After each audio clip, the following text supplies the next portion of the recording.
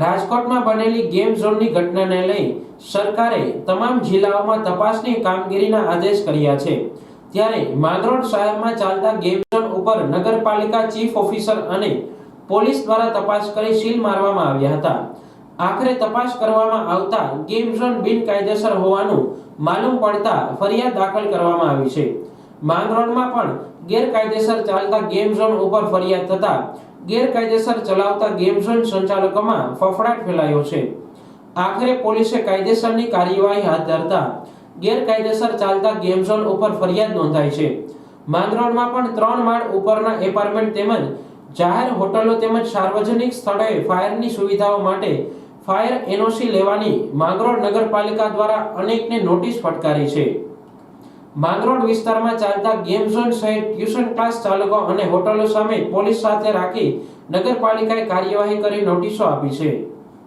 ગત તારીખ 25/5/2024ના રોજ રાજકોટ શહેરમાં ટીઆરપી મોલ ખાતે ગેમિંગ ઝોનમાં જે આકસ્મિક બનાવ બનેલ છે તે બનાવની ગંભીરતાને ધ્યાને લઈ માનની એસપી સાહેબની સૂચના મુજબ કેશોદ ડિવિઝન અને માંગરોળ ડિવિઝનમાં આ પ્રકારના જે કોઈ પણ ગેમિંગ ઝોન ચાલતા હોય અને નગરપાલિકાની કોઈ મંજૂરી ના હોય કે ફાયર એનઓસી વિના આવા જે ગેમિંગ ઝોન ચલાવવામાં આવતા હોય તેમની સામે તાત્કાલિક અસરથી કાયદેસરની કડક કાર્યવાહી કરવા સૂચના થઈ આવેલ, જે અન્વયે માંગરોળ શહેરના ચાલતા 2 ગેમિંગ ઝોન, એક હતું શુભ ગેમ ઝોન અને એક હતું લાયન સ્નૂકર હબ, આ બંને ગેમિંગ ઝોનમાં નગરપાલિકા દ્વારા સીલ કરવામાં આવેલ છે।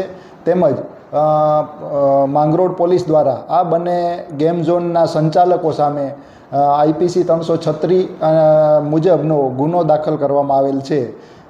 શુભ ગેમ ઝોનમાં સંચાલક હતા વિશાલ ચંદ્રકાંતભાઈ કુબાવત અને લાયન સ્નૂકર હબના સંચાલક હતા આનંદ મનસુખભાઈ વાજા।